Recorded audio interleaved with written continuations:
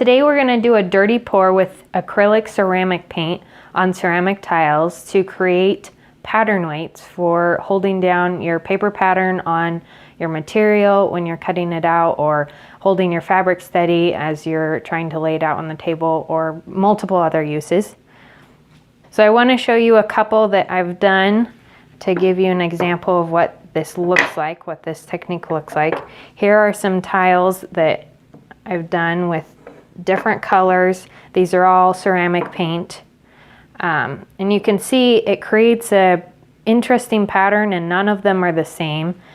With the dirty pour technique, you don't really have any control over what happens. So it's spontaneous, and that's the beauty of this technique, that you don't have any control, so it's always a surprise what the outcome is. Okay, so I want to go over the supplies that you're going to need to do this technique. First off, you're going to want ceramic tiles, and here I have a 4x4 square. This is a good size because it has enough weight for the pattern weight, but it also is small enough that you can use it on smaller patterns. So your ceramic tile, you're going to want ceramic acrylic paints, and I have Ceramicoat here. You can use any type of brand. You are going to start out with white, so I have a couple bottles of white here, and then choose some different colors, maybe contrasting colors. Choose something that you like, and you're going to also want some small cups. You can use larger ones, but because you're going to be pouring the paint into the cup, the larger the cup, the more paint you end up wasting. So I like to use these small ones because it's easier to measure out how much paint I'm using for the tile size. Also, you're going to want a pitcher of water, a spoon for mixing the water into the paint. You're going to want paper plates to put your ceramic tile on as you're doing the painting process. Paper towels are always helpful to clean up drips and messes. Okay, so the first thing we want to do is we're going to create our cups of paint. And for the dirty pour, you want the paint to be fairly thin. So I'm going to take some cups here, and I'm going to put them on my paper plate. The paper plate just helps keep the mess down. Put some cups here, and then I'm going to take my paint and give them a little shake and pour the different colors into each cup. That bottle's almost empty.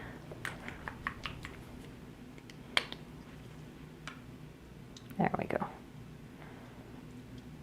So for white, you want the most because this is going to be your layer in between each color. Now I'm going to pour a little bit of yellow here in this cup. And I don't know if you can see how much I'm putting in. I'm putting in about 3/4 of an inch or so of paint into these little cups. I'm going to do this for each of my colors.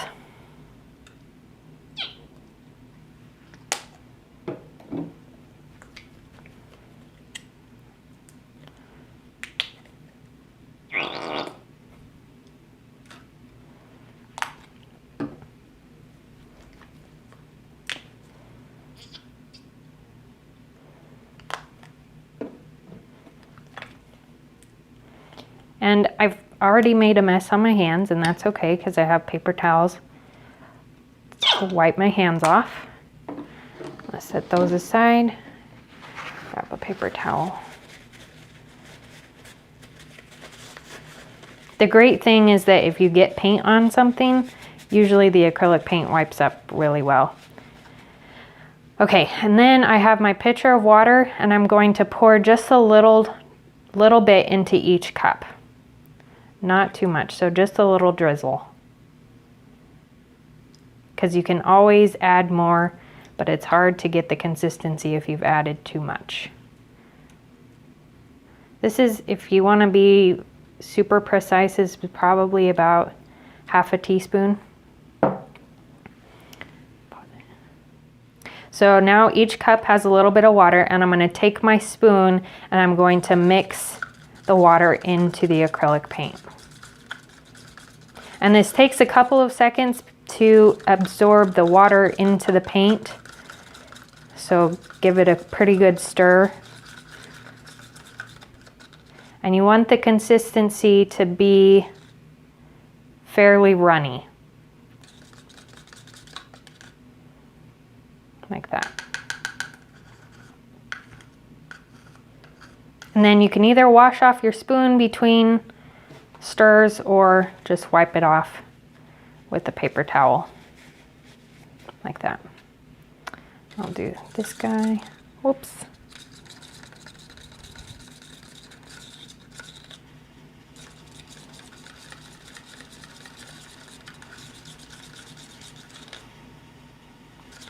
That's a pretty good consistency.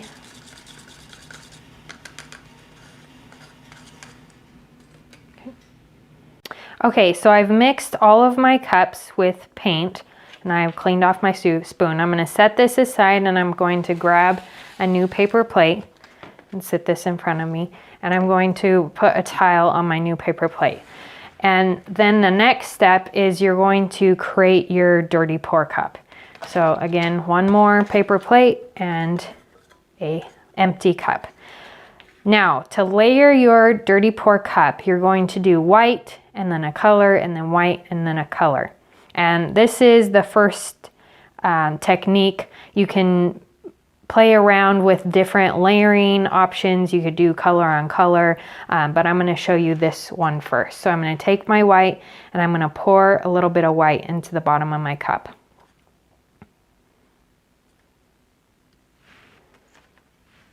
And there's just a little bit of paint in there, a little bit less than 1/4 inch in the bottom of my cup.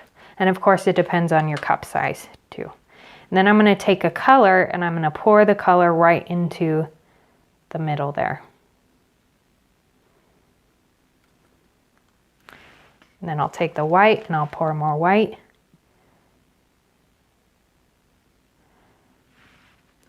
And as you can see, it's starting to layer.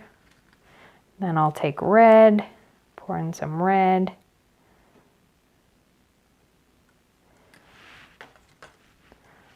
A little bit more white. And it doesn't matter where the paint lands in your cup. If it's off to the side, if it's in the middle of the color, that doesn't matter. You're just layering the colors. And they kind of get mixed up in the cup anyways.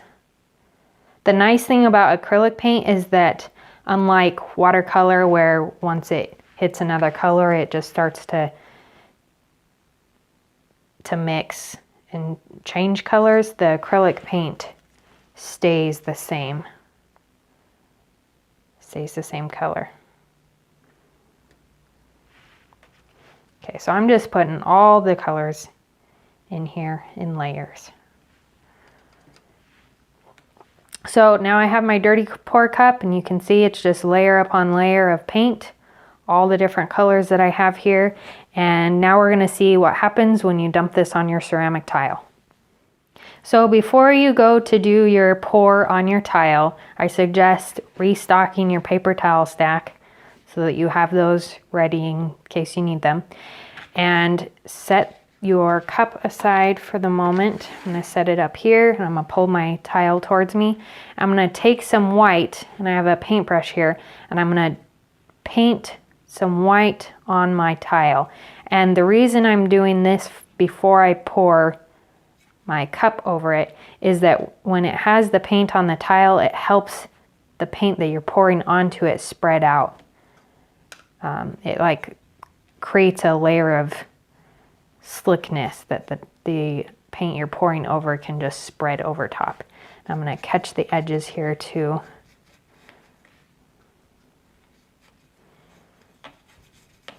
And it's nothing super precise. I'm being a little bit sloppy here, just trying to get some base paint on there. And then I'll set my paintbrush aside. Okay, and now for the big moment. You're going to take this and you're going to pour it onto your tile. What I like to do is I like to pick up my tile carefully so I don't get paint everywhere. And I'm going to take my cup and set my tile on top of my cup. And then flip it so the cup stays on your tile. And just let it sit there for a couple seconds. Let the paint start to drip down. Maybe give it a flick. And then you're going to lift it up, break that seal, and let the paint pour over top. Kind of tap off your cup because your cup's pretty full of paint. Tap your cup off on the sides. And then set this aside on your paint cup plate. And look at that craziness. And the paint, just let it kind of drip off the side. And here, if you want to catch all your edges, all your corners, you're going to just gently lift up your plate and let the paint slide over the tile. And also the little air bubbles here, I don't know if you can see that, but there's little air bubbles coming up out of the paint. And what's happening is the layers of paint are starting to pop up to the surface. So you might not see a layer of color that's under this green, but there's bubbles here. And as they come up and as they pop, you might see a little pop of color from an underneath layer. Like here you can see a little bit of the navy blue popping through. Here, there's a little bit of yellow. And as you let it sit, it starts to change a little bit and the layers start to show through. I'm gonna turn it here. I wanna catch that corner here. So I'm just gonna tip it a little bit and let the paint slide over. There we go. And you can see there's a lot of excess paint around the edges here. And that's because I filled my cup up so much. If you don't want to use that much paint and you want it to be primarily on your tile, just play around with how much paint is in your cup and how much covers your tile. I like to, once I lift up my tile off of this plate, play around with the paint on the plate, and then I have another material to use for other projects of a dirty pour on a paper plate. So I'm going to let this sit for a few minutes, maybe give it 5 minutes, and then I'll transfer it from this paper plate carefully onto a new paper plate to dry. Okay, so our tile has been sitting here for a few minutes. Now we're going to transfer it from this paper plate to a clean paper plate so it can dry. So I'll pull this over here. And this is going to be a bit messy. So I'm going to grab the corners and just gently pull it up. It's sticking. I want to kind of grab underneath rather than grabbing the edges because I want the edges to still have the paint on. And I'll set it on here and let this dry. This will take about 24 hours to dry. Once it's completely dry, we'll finish it off with a glossy sealer to retain that nice glossy shiny surface. Okay, and then I'll set this aside to dry, and I want to show you, I explained a little bit earlier how I like to spread this paint around on the paper plate and then use it later in projects. So I'm just going to show you that really quick. I'm just letting the paint drip all over the plate, and I'm going to move it backwards and around, and there's paint all around the edges, so I'm just going to keep rotating it around until it starts to drip.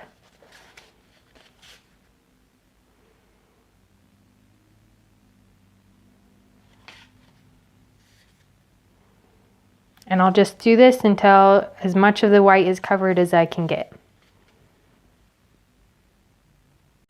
And here it is. This is my paper plate all spread out, the paint spread around. It just kind of has a marbled look.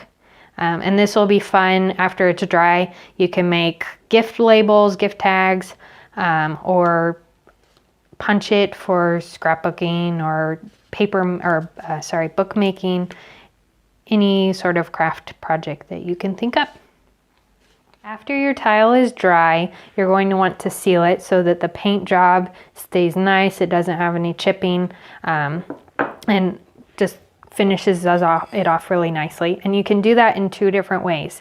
These tiles I have sprayed with a flat acrylic sealer, and I also have here a gloss acrylic sealer. So I just grabbed some Krylon acrylic spray paint or spray sealer. It's clear, non-yellowing. I have a flat and I have a glossy here. And there's these two different options, depends on what kind of finish you want. If you want a glossy, shiny finish like the wet paint looks, then I would definitely go with the gloss. If you want something that's a little more matte, go with the flat. And to use these, you're going to follow the instructions on the back of the can, but I'll just go over it really quick. You're going to, to use the spray, what you're going to do is you're going to shake this can up really well, as according to the instructions. Then you're going to open the can up and make sure you're aiming the actual sprayer at your ceramic and not at your face. That wouldn't be fun. I'm not going to actually spray it, but I just want to give you an example.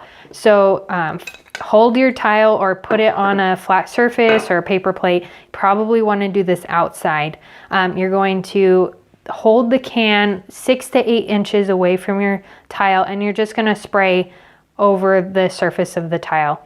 Don't worry about the edges right now. You just want to get the first coat on.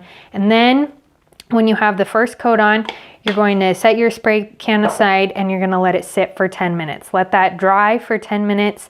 It's pretty quick. And I suggest doing 4 or 5 coats. If you're using the flat, I would probably do more. The glossy, you could maybe stick with 2 to 3 coats, but it's personal preference. Make sure you wait 10 minutes in between each coat though. Okay, a final step for these tiles that I suggest you do is to take the tile and on the back of it put a piece of felt, and this will help the friction ability on the material you're setting them on, but it'll also finish off any rough edges. Here I have paper plate that got stuck in a paint mess, so I want to cover that up and make them nice and finished. So I'm going to take a tile and I'm going to line it up, and this is super basic. You're just going to cut around the edges around that tile. You could you could even take a pin and mark around here. I'm just going to lay it on here and cut around it. So I have a square of material the size of the tile, and then you're going to take a glue. I would use Gorilla Glue or fabric glue and put a good amount on the back of your tile and then set that felt on there. Put it under books and let it dry for a couple of days, and then you're ready to use your paperweight or pattern weight.